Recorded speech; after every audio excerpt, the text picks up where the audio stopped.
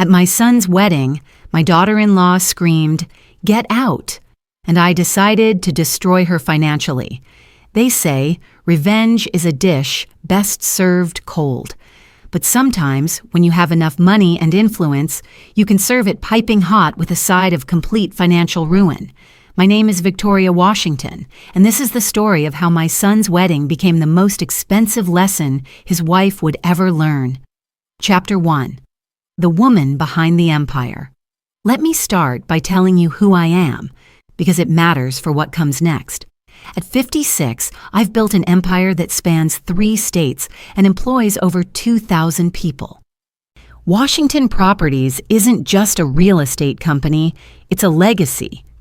When I was 22, fresh out of Howard University with an MBA and $500 in my pocket, I bought my first property, a rundown duplex in Atlanta that everyone said would never turn a profit. Today, that same building anchors a development worth $47 million.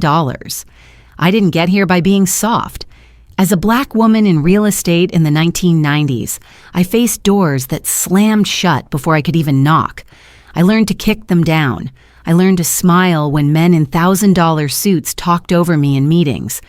Then buy the building they were renting office space in. I learned that power isn't just about money, it's about knowing exactly when and how to use it. My son Marcus was born when I was 28, right as my business was taking off. His father, my college sweetheart, couldn't handle the pressure of being married to a woman who made more money and worked longer hours than he did. He left when Marcus was 3, and I never looked back. Marcus grew up understanding that success requires sacrifice. He watched me negotiate deals at the kitchen table while helping him with homework. He learned that integrity and hard work weren't just values, they were survival tools. When he graduated from law school and joined my company as general counsel, I was prouder than the day I closed my first $1 million deal, which makes what happened next so much more devastating. Chapter 2. The Introduction. Marcus met Chelsea at a charity gala I hosted for the Atlanta Children's Hospital. She was 26, blonde, petite, and worked as a marketing coordinator for a small nonprofit. Pretty enough, but nothing that stood out in a room full of Atlanta's elite. What caught my attention was how she looked at my son, and more importantly, how she looked at everything around him. Her eyes weren't on Marcus when he spoke about his passion for affordable housing law. They were cataloging the Cartier watch on his wrist, the custom suit, the way people deferred to him because of his last name. I'd seen that look before, in the eyes of people who saw opportunity rather than humanity. But Marcus was smitten. At 31, he dated his share of accomplished women, doctors, lawyers, executives, but none had captured his attention like Chelsea. Within 3 months, she'd moved into his downtown penthouse. Within 6 months, he was talking about marriage. I bit my tongue. My son was a grown man, and I'd raised him to make his own decisions. But I also started paying attention. Chelsea quit her nonprofit job 2 months after moving in with Marcus, claiming she wanted to focus on their relationship. She started accompanying him to business dinners where she'd smile and nod and contribute nothing to conversations about zoning laws or development projects. She developed expensive tastes quickly: designer handbags, weekly spa treatments, a personal trainer who charged more per hour than most people make in a day. Marcus seemed happy, so I stayed quiet. But I also started making calls. A private investigator is a wonderful thing when you have the money to hire the best. Within a week, I knew that Chelsea Rodriguez, not Chelsea Roberts, as she'd told my son, had a history of dating wealthy men. 3 serious relationships in the past 5 years, all with men significantly older and richer than her. Each relationship had ended with substantial gifts: a car from one ex-boyfriend, a down payment on a condo from another, credit card debt mysteriously paid off by the third. Marcus was pattern number 4. When I showed him the report, he accused me of being jealous and controlling. He said I couldn't stand the idea of another woman in his life, that I was trying to sabotage his happiness because I was miserable in my own personal life. It was the worst fight we'd ever had. Marcus didn't speak to me for 3 months. Chapter 3. The Proposal. They got engaged on a beach in Santorini. The ring cost $47,000. I know because Marcus asked to borrow against his trust fund to pay for it. The proposal was elaborate, complete with a photographer hidden in the rocks and a string quartet flown in from Athens. Chelsea posted 17 Instagram photos of the ring in the first hour. The engagement party was held at the Four Seasons, with 200 guests and a menu that cost more per person than the average monthly rent in Atlanta. Chelsea wore a dress that cost more than a car, and she made sure everyone knew it by tagging the designer in every social media post. I smiled and played the proud future mother-in-law. I toasted their happiness and wrote a check for the wedding venue, but privately, I was watching and waiting. What I was waiting for, I wasn't entirely sure. Some sign that I was wrong about Chelsea, perhaps. Some indication that she truly loved my son for more than his bank account and his last name. Instead, I got the opposite. 3 weeks before the wedding, Chelsea came to my office. She claimed she wanted to clear the air between us to start fresh as family. What she actually wanted was to set ground rules. "I know you don't like me," she said, perched on the edge of my desk chair like she owned it. "But Marcus loves me, and we're going to be married. I think it's important that we understand each other." "I'm listening," I said. "Marcus tells me you've always been involved in his decisions. That might have worked when he was younger, but he's a married man now. He needs space to build his own life, his own family. I think it would be best if you stepped back a bit." "Step back how?" "Well, for instance, Marcus mentioned you were planning to make him a partner in Washington Properties after the wedding. I think that's wonderful. But maybe it's time he started his own firm instead, made his own name." I kept my expression neutral. "That's interesting. And what brought about this sudden entrepreneurial spirit?" She smiled, and for just a moment her mask slipped. I saw the calculation underneath, cold and sharp as a blade. "I just think it's healthy for married couples to make their own way in the world, build something together. Marcus is so talented, he doesn't need to rely on family connections forever." What she meant was, "I want to separate him from your influence and your money so I can have both for myself." "I see," I said. "And this is what Marcus wants?" "We've discussed it. He's excited about the possibilities." She was lying. Marcus had never mentioned starting his own firm. In fact, just the week before, he'd been talking about expanding the affordable housing division of Washington Properties, about using our resources to make real change in underserved communities. But I just nodded and smiled. "Well, if that's what makes Marcus happy." Chelsea looked surprised that I was agreeing so easily. She'd clearly expected a fight. "I'm glad you understand," she said. "I was worried this might be difficult." "Not at all. Family is the most important thing." She left my office looking pleased with herself. I immediately called my head of security and told him I wanted surveillance on Chelsea Rodriguez, round the clock, for the next month. 3 days later, I had photos of her having lunch with a divorce attorney. Chapter 4, The Wedding Day. The wedding was everything Chelsea had dreamed of. 250 guests at the Atlanta Botanical Garden, with flowers flown in from Ecuador, and a reception that would be featured in Southern Weddings magazine.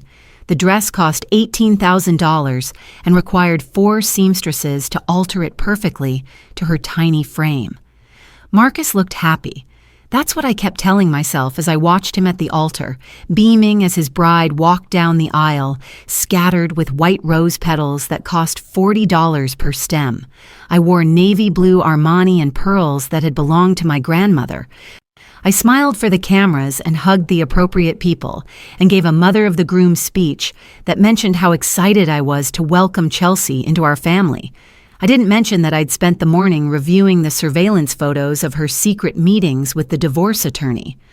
I didn't mention the bank records my PI had uncovered, showing that she'd opened 3 new credit cards in the past month and maxed them out on designer goods. I didn't mention the recordings of her phone calls to her sister, where she'd laughed about how easy it was going to be to take Marcus for everything he's worth. The ceremony was beautiful. Marcus cried when he saw Chelsea in her dress. She cried too, though I suspected her tears were more about the 5-carat Harry Winston diamond on her finger than any emotional overwhelming. After the ceremony, during the cocktail hour, I was standing near the bar when I overheard Chelsea talking to her maid of honor. "God, I can't wait for this to be over," Chelsea was saying. "All this family bullshit is exhausting. At least I only have to deal with Victoria for a few more hours." "What do you mean?" her friend asked. "Marcus and I are going to Tuscany for 3 weeks after this. By the time we get back, I'll have convinced him to move to California. Get away from his mother's influence. Start fresh." "What about his job?" Chelsea laughed. "He can get another job. With his name and connections, he'll be fine. Better to be away from the family business anyway. Less complicated when the time comes." "When what time comes?" "Oh, come on, Sarah. You think I'm going to stay married to him forever? He's sweet, but he's not exactly stimulating company. Give it 2 years, maybe 3. Long enough to establish lifestyle expectations. Then I'll file for divorce and take half of everything." My hand tightened around my champagne flute. "But doesn't he have some kind of prenup?" "Please." I had him so twisted around my little finger, he refused to even discuss it. Said it wasn't romantic. God, men are stupid. I set down my glass and walked away before I did something that would ruin my son's wedding day. But the damage was done. I'd heard exactly what I needed to hear. Chapter 5. The reception dinner was a 7-course affair with wine pairings for each dish. I sat at the head table making small talk with Chelsea's parents, nice people from Alabama who seemed overwhelmed by the scale of their daughter's wedding. They kept thanking me for my generosity, clearly uncomfortable with the lavishness surrounding them. "We told Chelsea this was too much," her mother whispered to me during the fish course, "but she said you insisted on paying for everything." I had indeed paid for everything. The wedding had cost me just over $300,000. At the time, I'd considered it an investment in my son's happiness. Now I was realizing it was going to be the most expensive education I'd ever purchased. Chelsea was in her element, gliding from table to table in her reception dress. Yes, she had 2 dresses, accepting congratulations and compliments. She was particularly charming with the older men at the wedding. My business partners, my investors, men who controlled millions of dollars in real estate deals. I watched her collect business cards and phone numbers, promising to have Marcus call about opportunities. She was already building her network, already planning her next moves. During the father-daughter dance, I stepped outside for some air. The gardens were beautiful at night, strung with thousands of fairy lights that cast everything in a warm, romantic glow. It should have been magical. Instead, I felt sick. My phone buzzed with a text from my head of security. "New development. Call when you can." I was about to call him back when I heard voices coming from around the corner of the building. Chelsea's voice, and a man's voice I didn't recognize. I moved closer, staying in the shadows. "Told you not to come here," Chelsea was saying. "I wanted to see for myself," the man replied. "Jesus, Chelsea, this is some setup. You really hit the jackpot this time. Keep your voice down, and yes, I did. This family has more money than God." "So we're still on for the original plan?" "Of course. Just give me a couple years to play the loving wife. Maybe get pregnant. That'll guarantee me a bigger settlement. Then we can be together properly." "And the mother? She seems pretty sharp." "Victoria? She's a control freak, but Marcus is already pulling away from her. I've been working on that since day 1. By the time I'm ready to make my move, she'll be completely out of the picture." My blood ran cold, not just because Chelsea was planning to divorce my son, but because there was apparently someone else involved, someone she was planning to be together properly with after she'd destroyed Marcus, financially and emotionally. I stepped back into the shadows and called my security chief. "Run facial recognition on every male guest at this wedding," I told him. "I need to know who's here that shouldn't be." 20 minutes later, he called back with a name. Derek Morrison, Chelsea's ex-boyfriend from 2 years ago. The one she'd supposedly broken up with before she met Marcus. They'd never broken up. They'd just gone underground. Chapter 6. The Explosion. I spent the rest of the reception in a haze of fury and calculation. I danced with my son, I cut the cake, I gave another toast. But inside, I was planning. The final straw came during the bouquet toss.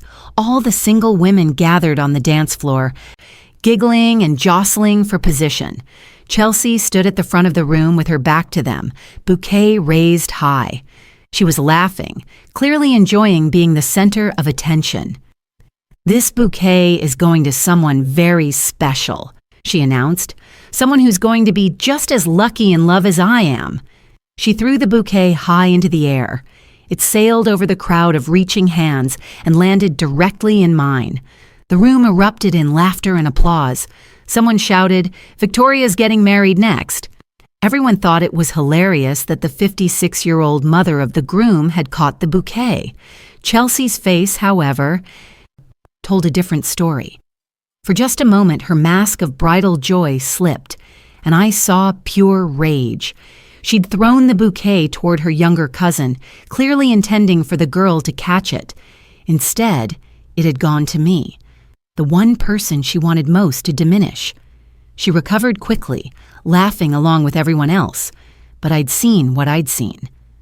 After the bouquet toss, the party began to wind down. The older guests started making their exits, thanking me for a lovely evening. Marcus and Chelsea were preparing to leave for their honeymoon suite at the Ritz-Carlton before flying to Italy the next morning.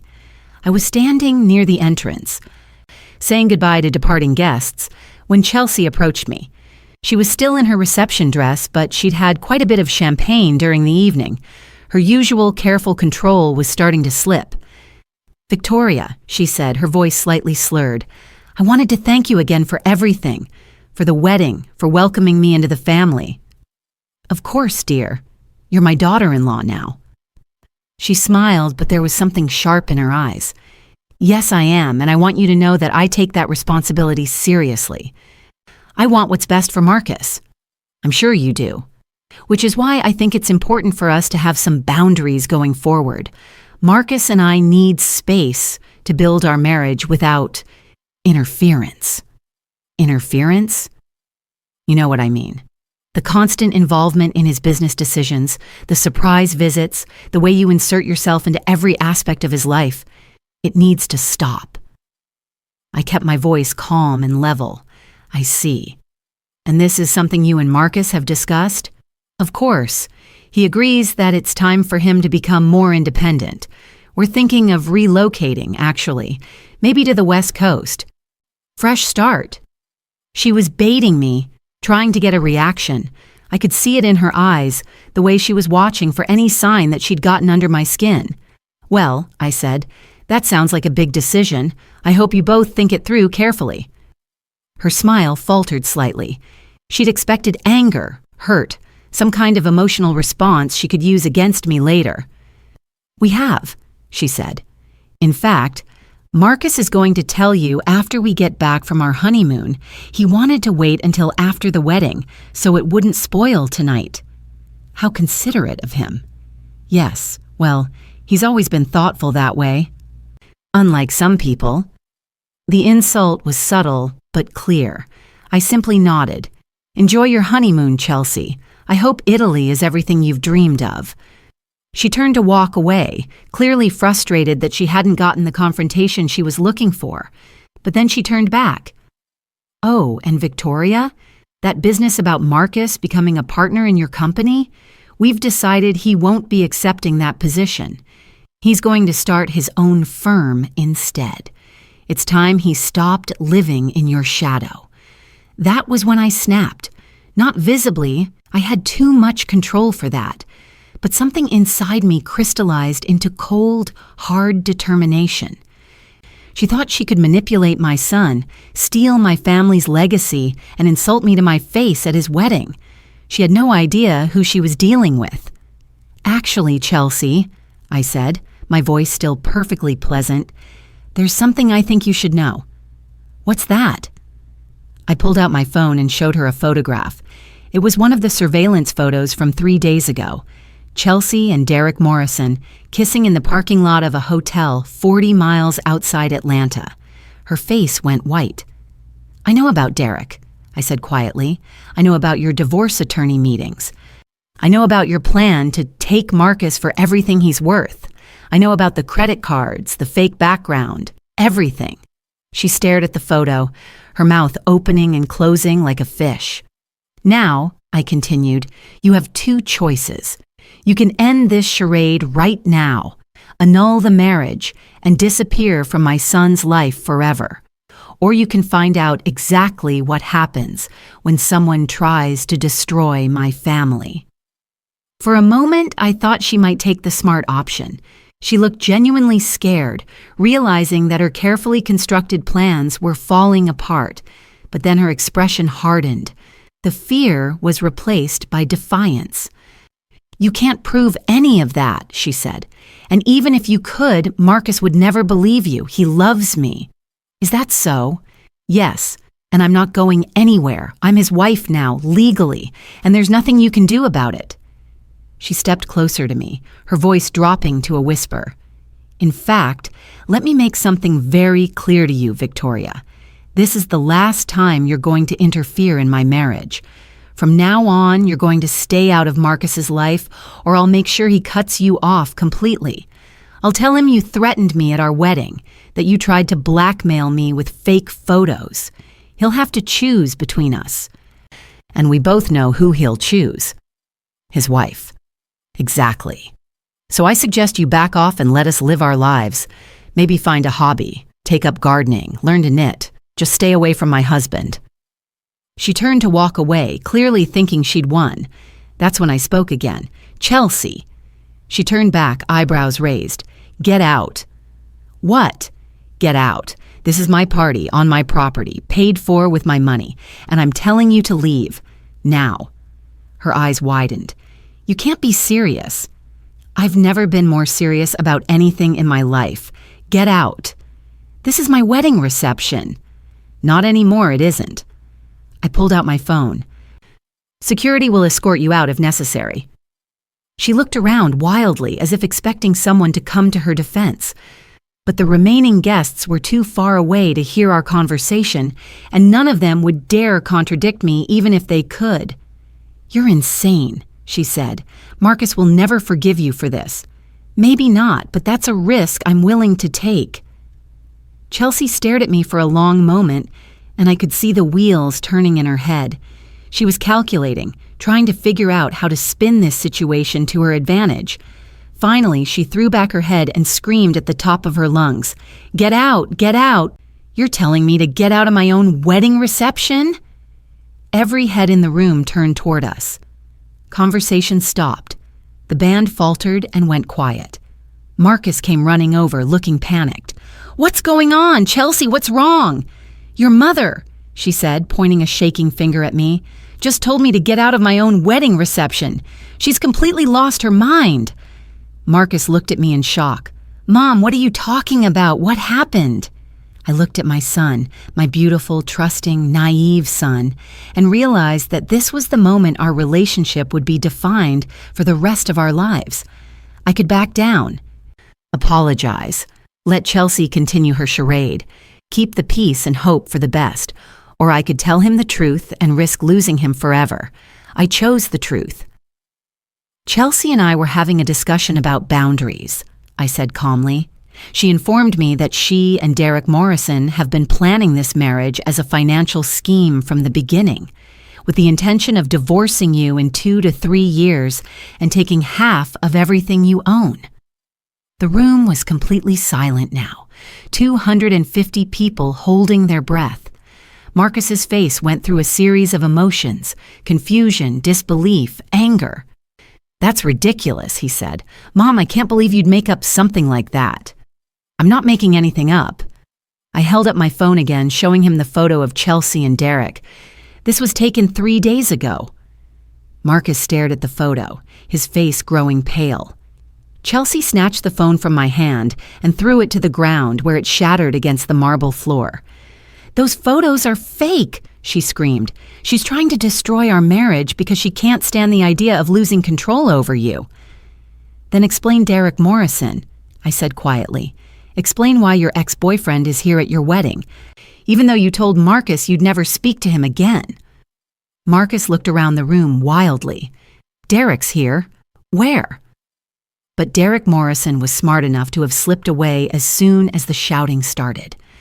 "This is insane," Chelsea said. "Victoria is having some kind of breakdown. She's been trying to sabotage our relationship from day one, and now she's resorting to fake photos and wild accusations." She turned to Marcus, tears streaming down her face. "Baby, you know I love you. You know I would never hurt you. She's just jealous because she's a bitter, lonely old woman who can't stand to see you happy." For a moment, I thought Marcus might believe her.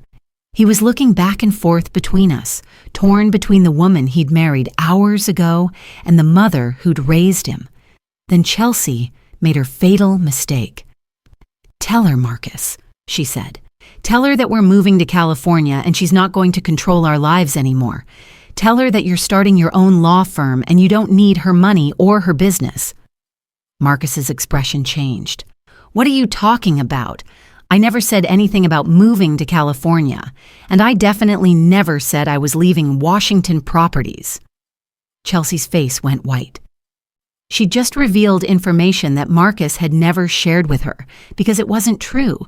I thought we discussed—" "We never discussed any of that," Marcus said slowly. "In fact, you told me you loved Atlanta. You said you wanted to raise our children here, near family." The lies were unraveling faster than Chelsea could weave them back together. "Marcus, and how did you know about the partnership offer? I never told you about that. My mother only mentioned it to me yesterday, and I haven't had a chance to tell you yet." Chelsea opened her mouth, but no words came out. The room was still silent. 250 people watching the most expensive reality show they'd ever seen. Marcus turned to me. "Show me everything." Chapter 7. The Evidence. What happened next was the most painful hour of my life. Marcus and I went to my car where I had backup copies of all the surveillance photos, bank records, and recorded conversations on my laptop. Chelsea followed us, still protesting her innocence, but her voice was getting shriller and less convincing with each denial. I showed him photo after photo, Chelsea and Derek at restaurants, Chelsea and Derek at his apartment, Chelsea and Derek in compromising positions at various hotels around Atlanta. The timestamps showed that these meetings had been happening throughout her entire relationship with Marcus. I played him the recorded phone conversation with her sister, where Chelsea had laughed about taking Marcus for everything he's worth. I showed him the bank records revealing her true financial situation, not the struggling nonprofit worker she'd claimed to be, but a woman with significant debts and a pattern of financial dependence on wealthy men. I showed him the divorce attorney consultations scheduled for after the wedding. Marcus sat in the passenger seat of my Mercedes, staring at the laptop screen in silence. With each piece of evidence, I watched my son's heart break a little more. Chelsea stood outside the car, pounding on the windows and screaming that everything was fake, that I'd somehow fabricated all of it out of jealousy and spite. When I finished showing him everything, Marcus was quiet for a long time. Finally, he spoke. "How long have you known?" I suspected something from the beginning. I had proof for about 2 weeks. 2 weeks? You've known about this for 2 weeks and you didn't tell me? I could hear the hurt in his voice, and it cut me deeper than any of Chelsea's insults. "I was hoping I was wrong," I said. "I was hoping that maybe she really did love you and that my instincts were just maternal overprotection. But you kept investigating anyway." "Yes, because you didn't trust my judgment." That hit home because it was true. I hadn't trusted his judgment. I'd seen what I'd seen, and I'd known that love had made him blind. "Marcus, No," he said, holding up a hand. "I get it. You were trying to protect me, and obviously, you were right." He looked back at the laptop screen. at a photo of Chelsea and Derek kissing passionately in what she'd thought was a private moment. "God, I'm such an idiot," he said. "You're not an idiot, you're trusting. There's a difference." "Is there?" "Because right now I feel pretty fucking stupid." He'd never cursed in front of me before. It was a measure of how much pain he was in. "What do I do now?" he asked. "We're married. Legally married. And we're supposed to leave for Italy in 8 hours."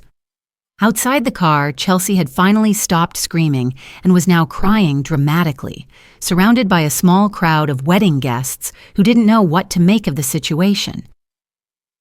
"That's up to you," I said, "but I have some suggestions." Chapter 8: The Immediate Response. Marcus's first instinct was to confront Chelsea publicly, to expose her lies in front of all the wedding guests who were still milling around, trying to figure out what was happening. I talked him out of it. "Right now, everyone thinks this is a family dispute that got out of hand," I told him. "If you expose her publicly tonight, it becomes a spectacle.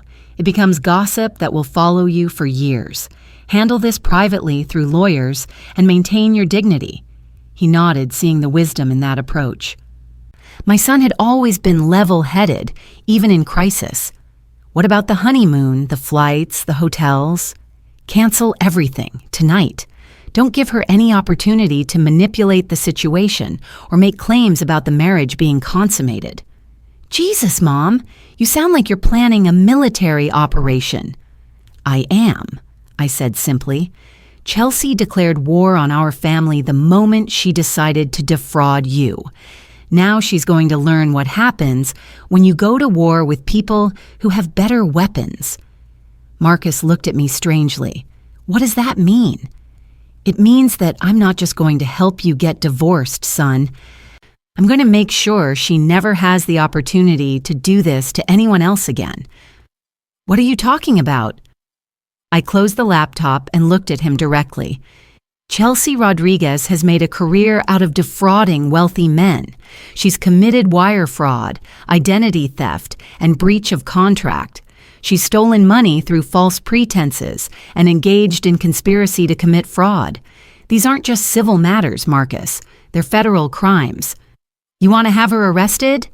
I want to have her prosecuted to the fullest extent of the law. And I want to make sure that every asset she's accumulated through her various schemes is seized and returned to her victims."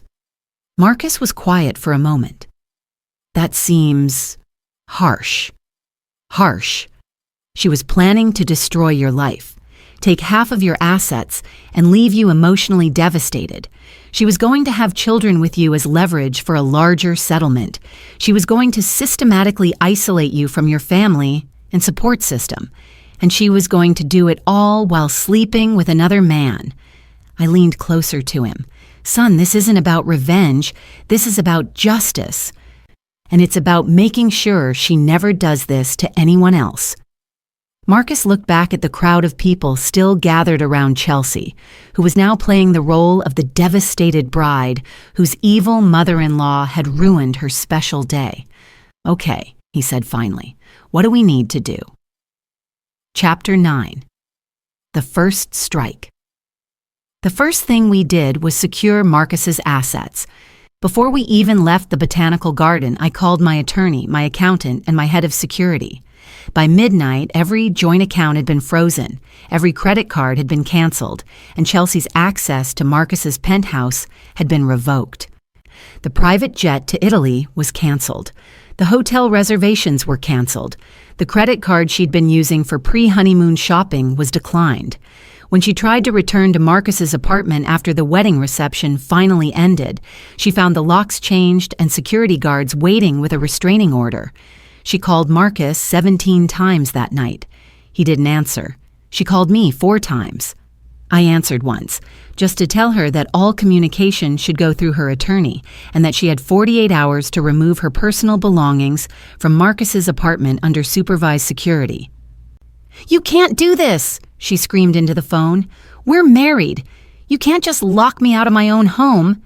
"It was never your home, Chelsea. It's my son's home, and you're no longer welcome there."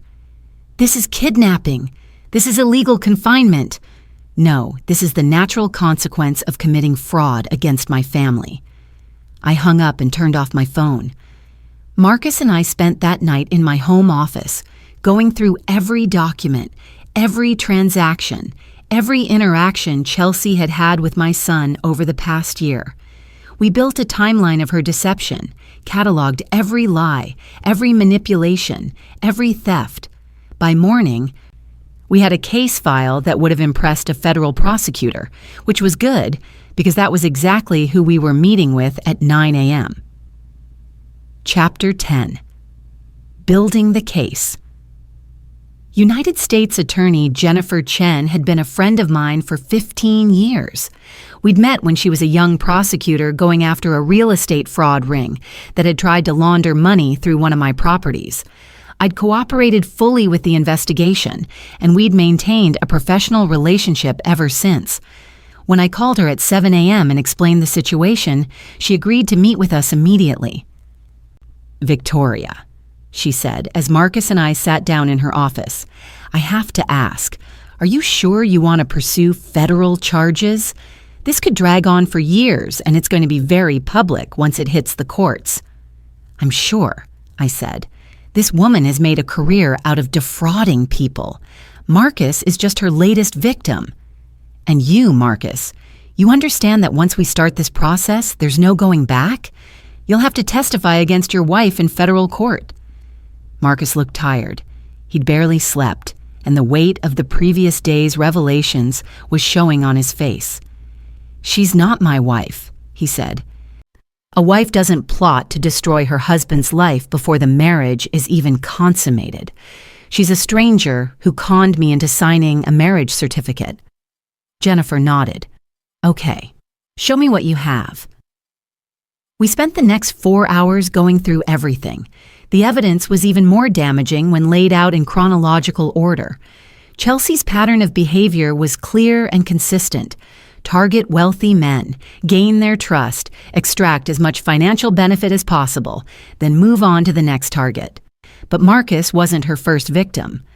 My investigation had uncovered 3 other men who'd been defrauded by Chelsea in similar ways.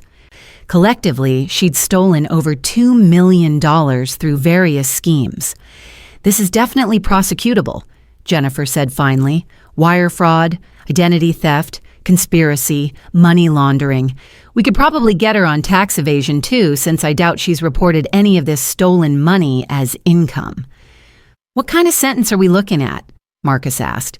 "If she's convicted on all counts, 20 to 30 years, federal prison." Marcus whistled low. "That's a long time." "She's committed serious crimes against multiple victims over several years," Jennifer said. "The federal sentencing guidelines don't care if she's young and pretty." "What's our next step?" I asked. "I'll need to present this to a federal grand jury. If they return an indictment, we'll arrest her and begin prosecution. But Victoria, I need you to understand something. Once this becomes a federal case, it's out of your hands. The government will be seeking justice, not revenge." "I understand the difference," I said. "And justice is all I've ever wanted." Chapter 11. The Counterattack. Chelsea's response to our initial moves was predictable. She hired the most expensive divorce attorney in Atlanta and launched a public relations campaign designed to paint herself as the victim. Within 48 hours of the wedding disaster, she was giving interviews to local news stations, claiming that I had orchestrated an elaborate scheme to destroy her marriage out of jealousy and racism. "Mrs. Washington has never accepted me," she said in a tear-filled interview with Channel 7 News. "From the moment Marcus brought me home, she made it clear that I wasn't good enough for her son.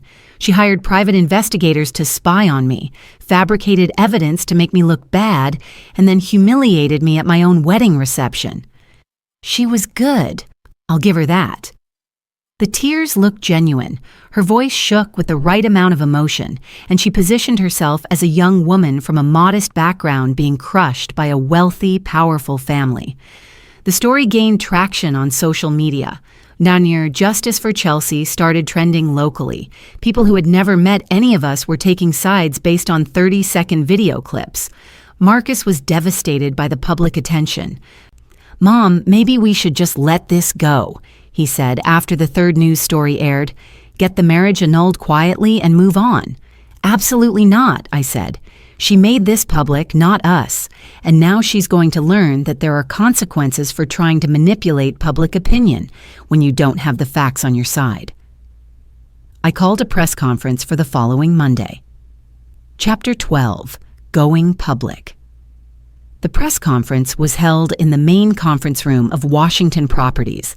I'd invited every major news outlet in Atlanta, plus several national outlets that had picked up the story. I stood behind a podium flanked by Marcus, Jennifer Chen, and my attorney. On the table in front of us were printed copies of every piece of evidence we'd gathered: bank records, surveillance photos, recorded conversations, email communications. "Ladies and gentlemen," I began, "for the past week, my family has been the subject of numerous news stories and social media campaigns. I've been portrayed as a controlling mother who sabotaged her son's marriage out of jealousy. Today, I'm here to set the record straight." I nodded to Marcus, who stepped up to the microphone. "My name is Marcus Washington," he said, his voice steady despite the cameras. "Last Saturday, I married a woman I thought I loved. Today, I'm here to tell you that my marriage was based on fraud, deception, and criminal conspiracy." The room erupted with questions from reporters, but Marcus continued. "Over the past year, the woman I knew as Chelsea Roberts systematically lied to me about her background, her finances, her relationships, and her intentions. She was planning to divorce me within 2 to 3 years and take half of my assets. Throughout our entire relationship, she was secretly involved with another man, Derek Morrison, with whom she planned to share the proceeds of her fraud." He gestured to the evidence on the table. "The FBI is currently investigating federal charges against Chelsea Rodriguez, not Roberts, which is just one of her many lies, for wire fraud, identity theft, and conspiracy. The evidence you'll find in your packets shows a pattern of criminal behavior, spanning several years and multiple victims." I stepped back up to the microphone. "This is not about a mother-in-law who didn't like her son's choice of bride," I said. "This is about a career criminal who targeted my son because of his wealth and his trusting nature. The evidence speaks for itself." Jennifer Chen then spoke about the federal investigation, confirming that charges were being prepared and that they expected to make an arrest within days. The reporters went wild. Questions flew about the evidence, the timeline, the other victims. But the damage to Chelsea's narrative was immediate and irreversible. By evening, Justice for Chelsea had been replaced by con artist Chelsea. The interviews she'd given suddenly looked very different when viewed alongside photos of her with Derek Morrison and recordings of her laughing about her plans to defraud my son. Chapter 13. The Arrest. Chelsea Rodriguez was arrested at 6 a.m. on a Thursday morning, 3 weeks after her wedding day. Federal agents found her at Derek Morrison's apartment, where she'd been hiding since the press conference made her public face too hot to maintain. The arrest was captured by news cameras. I may have tipped off a few reporters about the timing. Chelsea was led away in handcuffs, wearing the same clothes she'd had on the day before. Her carefully styled blonde hair tangled and her makeup smeared. Derek Morrison was arrested simultaneously on conspiracy charges. The arraignment was a media circus. Chelsea's attorney tried to argue for bail, claiming she wasn't a flight risk. The prosecutor pointed out that she'd been using false identities for years and had demonstrated a pattern of fleeing when her schemes were exposed. Bail was denied. As Chelsea was led back to her holding cell, she looked directly at me through the courtroom gallery. Her mask was completely gone now. No more tears, no more innocent victim act, just pure, concentrated hatred.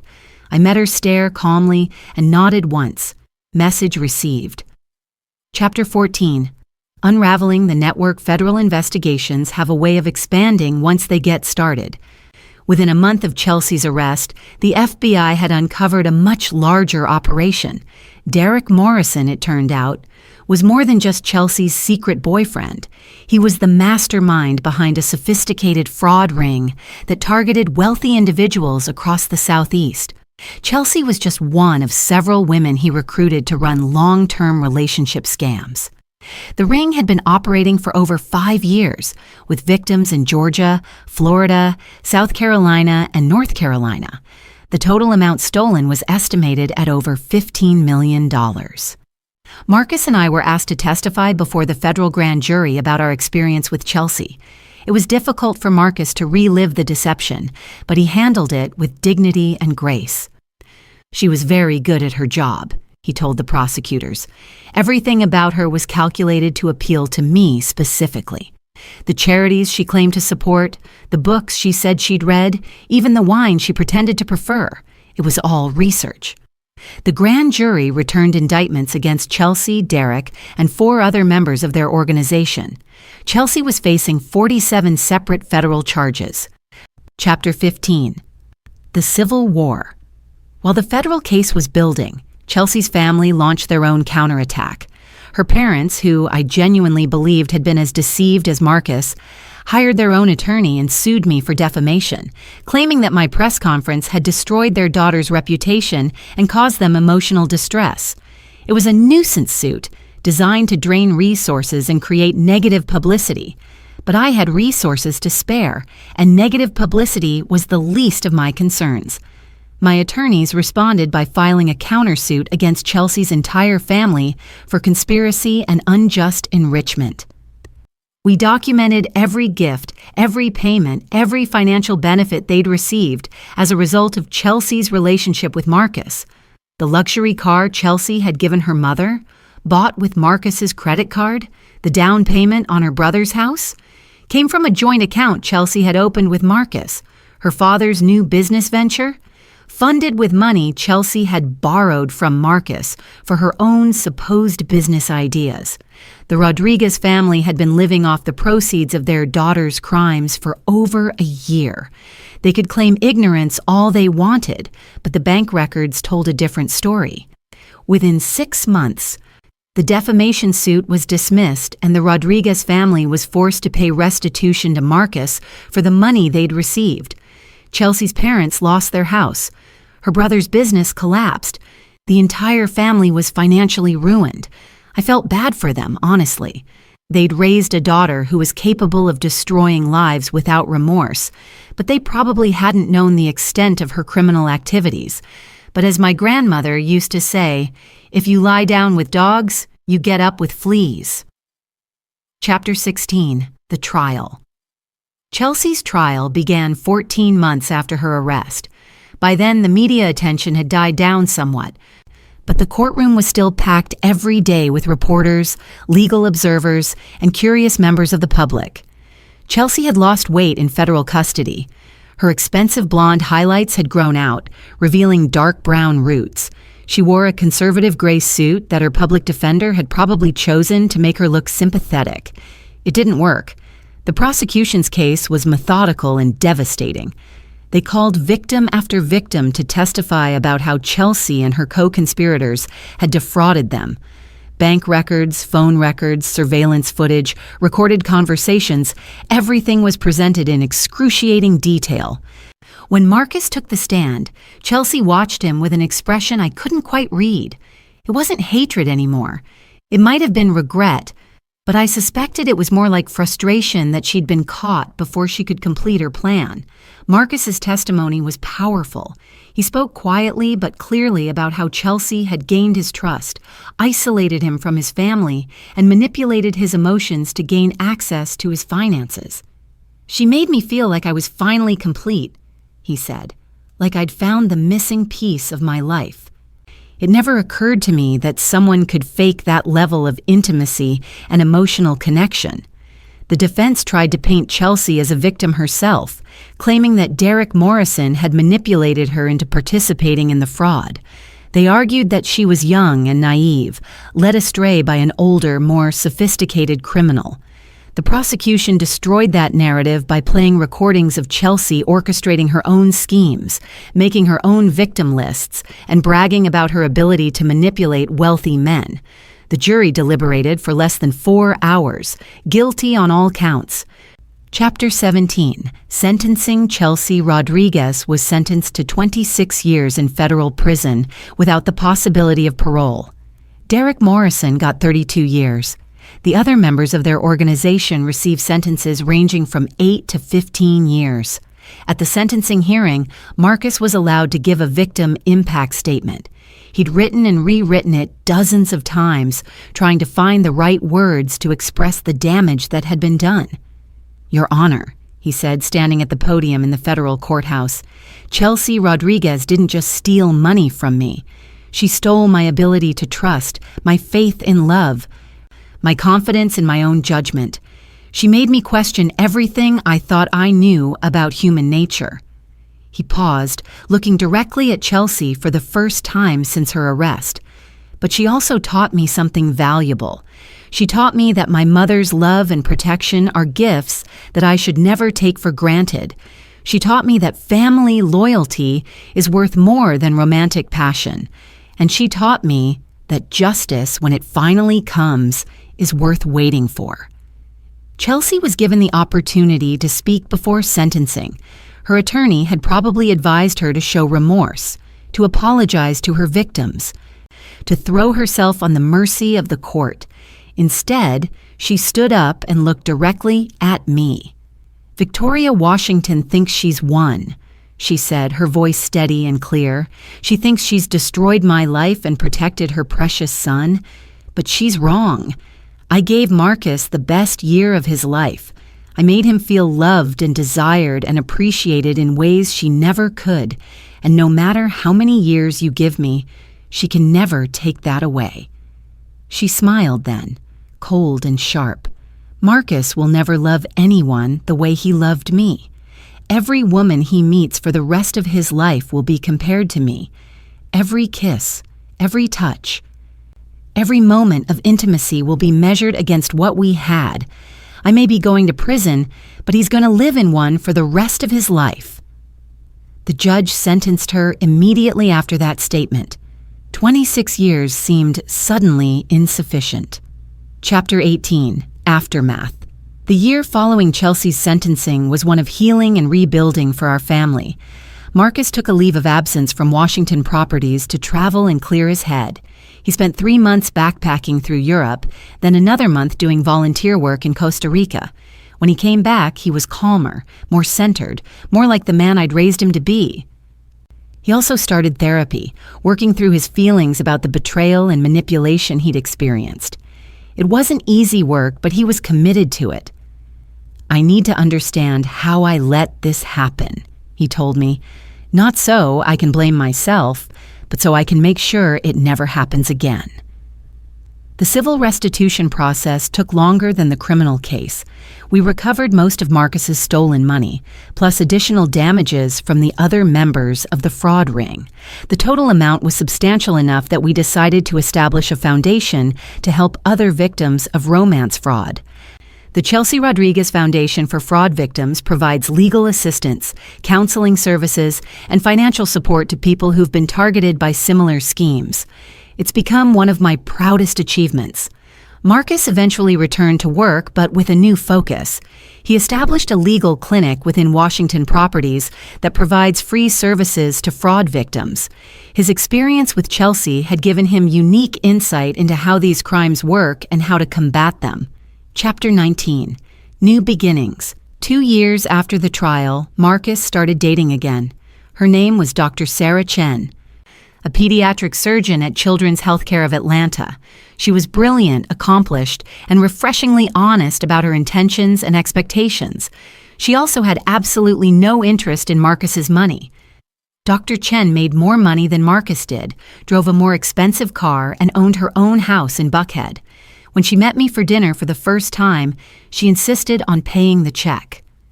"I appreciate the gesture," I told her, "but I can afford to buy dinner."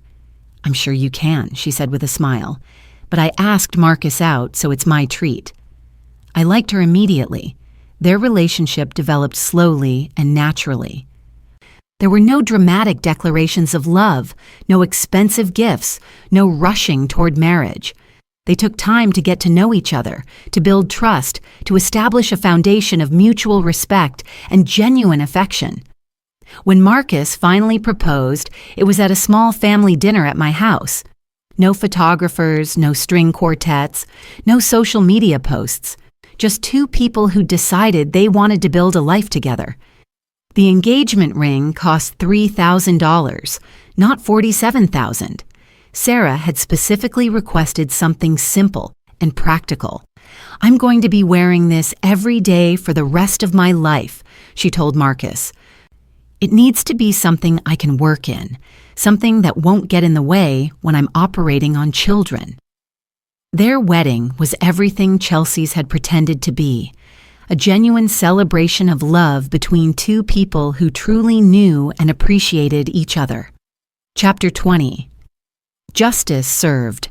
5 years after Chelsea's sentencing, I received a letter from the federal prison where she was serving her time. It was from Chelsea herself. I almost threw it away without reading it, but curiosity got the better of me. "Dear Mrs. Washington, I know you probably don't want to hear from me, but I wanted you to know that I understand now what you were trying to protect Marcus from. Prison gives you a lot of time to think, and I've spent the last 5 years thinking about the choices I made and the people I hurt. I can't undo what I did to your son, and I can't give back the trust and innocence I stole from him. But I want you to know that I see now how much you love him and how much you were willing to sacrifice to keep him safe. I also want you to know that Derek Morrison is dead. He was killed in a prison fight about 6 months after we were sentenced. I know that probably doesn't mean much to you, but he was the one who taught me how to manipulate people, how to see them as opportunities instead of human beings.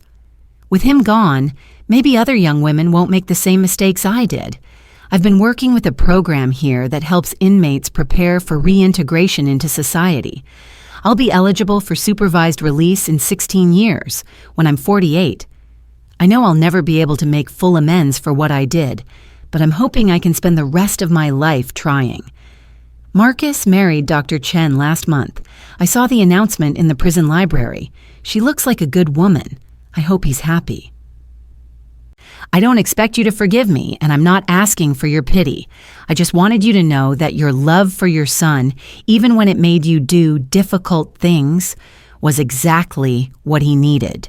Sincerely, Chelsea Rodriguez, inmate, 447291009. I read the letter 3 times, then put it in my desk drawer. I never responded to it, but I didn't throw it away either. Some part of me wanted to believe that Chelsea had genuinely changed, that prison had taught her remorse and empathy. But I'd learned not to trust too easily, even when someone was telling me what I wanted to hear. Chapter 21. The Wedding I Should Have Had. Marcus and Sarah's wedding was held in my backyard on a perfect October afternoon. 50 guests, all family and close friends. Sarah wore her grandmother's dress, altered to fit her perfectly. Marcus wore a simple black suit and a smile that reached his eyes. I walked him down the aisle this time, since his father wasn't in the picture, and Sarah's father was walking her. It felt right having that moment with my son, giving him my blessing as he started this new chapter of his life. The ceremony was performed by a family friend who'd known Marcus since he was a baby. The vows were personal and heartfelt, written by Marcus and Sarah themselves. There were tears, but they were tears of joy, not manipulation. During the reception, as I watched Marcus and Sarah dance to their first song as husband and wife, I thought about the wedding 5 years earlier that had started this whole journey. Chelsea's wedding had been about spectacle, about image, about creating the perfect photo opportunity for social media. It had been expensive and elaborate and hollow. This wedding was about love, real, genuine, tested love between two people who'd chosen each other with their eyes wide open. "Penny, for your thoughts," said a voice beside me. I turned to find Sarah's mother, Dr. Helen Chen, holding 2 glasses of champagne. Just thinking about how different things could have been, I said, accepting the champagne. Different how? If I hadn't investigated Chelsea, if I'd minded my own business and let Marcus make his own mistakes.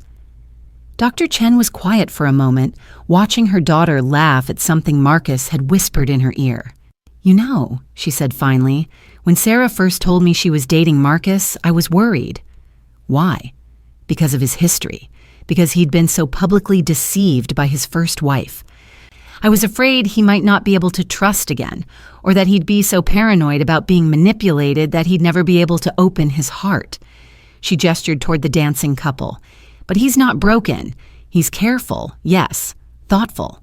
He asks good questions and pays attention to actions rather than just words. But he's not afraid to love. I'm glad to hear that. What I'm saying is, Victoria, you didn't just save him from Chelsea. You taught him how to protect himself without becoming cynical. That's a gift that will serve him for the rest of his life. I raised my champagne glass. To our children finding real love. To their mothers having the wisdom to know the difference, she replied. Epilogue. Lessons learned. It's been 7 years now since that disastrous wedding day at the Atlanta Botanical Garden. Marcus and Sarah have been married for 2 years and are expecting their first child. The foundation we established has helped over 300 victims of romance fraud recover financially and emotionally from their experiences. Chelsea Rodriguez is still in federal prison, serving her sentence. According to the last report I received, she's been a model prisoner, working in the prison library and helping other inmates with their legal appeals. Maybe she has changed. Maybe prison really did teach her empathy and remorse. I'll never know for sure, and frankly, it doesn't matter. What matters is that my son is safe, happy, and building a life with someone who genuinely loves him. People sometimes ask me if I regret how I handled the Chelsea situation. They wonder if I could have found a way to expose her without the public spectacle, without the federal charges, without destroying her entire family's financial stability. The answer is no. I don't regret any of it. Chelsea Rodriguez was a predator who had made a career out of destroying people's lives. She had stolen millions of dollars from vulnerable victims and showed no remorse for the pain she caused. If I hadn't stopped her, she would have continued her crime spree indefinitely. More importantly, she would have destroyed my son, not just financially, but emotionally and psychologically. She would have taken his money, his trust, his faith in love, and his relationship with his family. She would have left him broken and bitter and afraid to ever open his heart again. Instead, Marcus learned hard lessons about trust and judgment. But he learned them while he was still young enough to recover. He learned that love requires vulnerability, but that vulnerability requires wisdom. He learned that the people who truly love you will protect you, even when that protection is painful. As I write this, I'm sitting in the nursery that Sarah and Marcus are preparing for their baby. The walls are painted a soft yellow, suitable for either a boy or a girl. There are books on the shelves already, and a rocking chair where I plan to read bedtime stories to my grandchild. On the wall is a framed photo from Marcus and Sarah's wedding.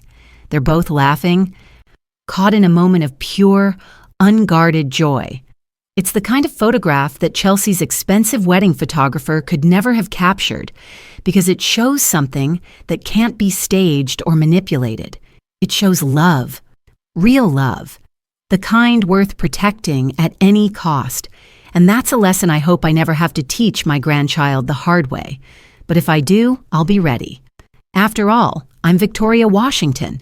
I've built an empire, raised a son, and destroyed a criminal conspiracy. Protecting my family is what I do best. The end author's note. This story is a work of fiction. Any resemblance to real persons, living or dead, or actual events is purely coincidental. The legal procedures and penalties described are simplified for dramatic purposes and should not be considered accurate legal advice.